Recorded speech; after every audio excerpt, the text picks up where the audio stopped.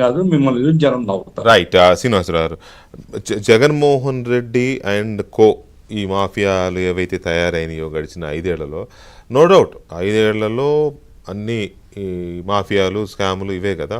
So వాటిని target చేస్తూనే చంద్రబాబు నాయుడు గారు మాట్లాడారనుకోవచ్చా?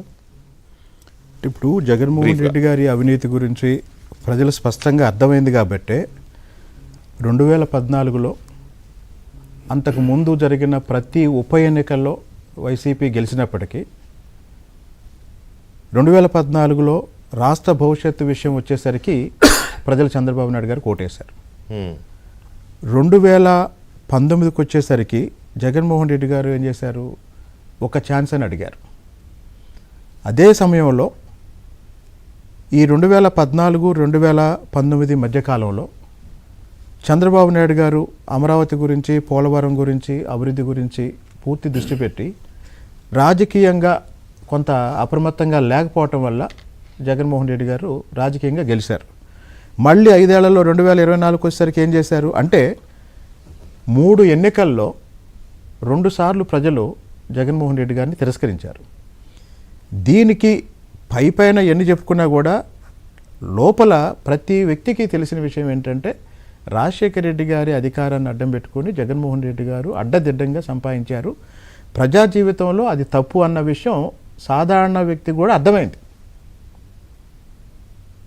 అర్థమైంది కాబట్టే ఇప్పుడు చంద్రబాబు నాయుడు గారు ఏం చెప్తున్నారు? ఇలాంటి విచ్చలవిడి అరాచక అవినీతి ప్రభుత్వాన్ని ఓడించాలని ఎన్నికల ముందు చెప్పారు. మళ్ళీ భవిష్యత్తులో అవకాశం రాకుండా చేయాలన్న ఉద్దేశంతో ఇప్పుడు మాట్లాడుతున్నా.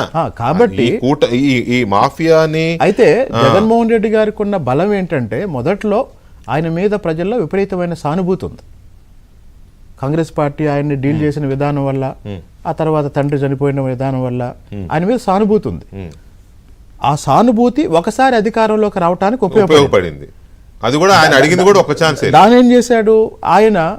ఆయన సంపాదించుకున్నాడు, విపరీతంగా పక్కన ఉన్న వాళ్ళు కూడా సంపాదించుకున్నారు.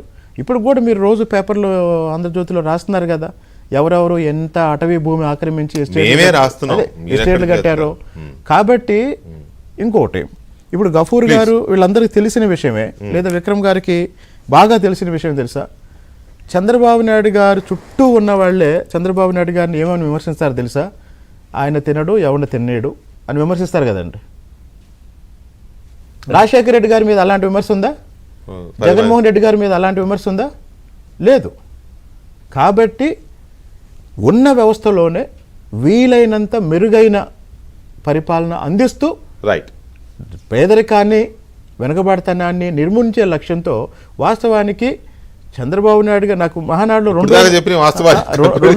రోజులు మహానాడులో నాకు అర్థమైంది ఏంటంటే ఆయన ఒక విజన్ ఇస్తున్నారు.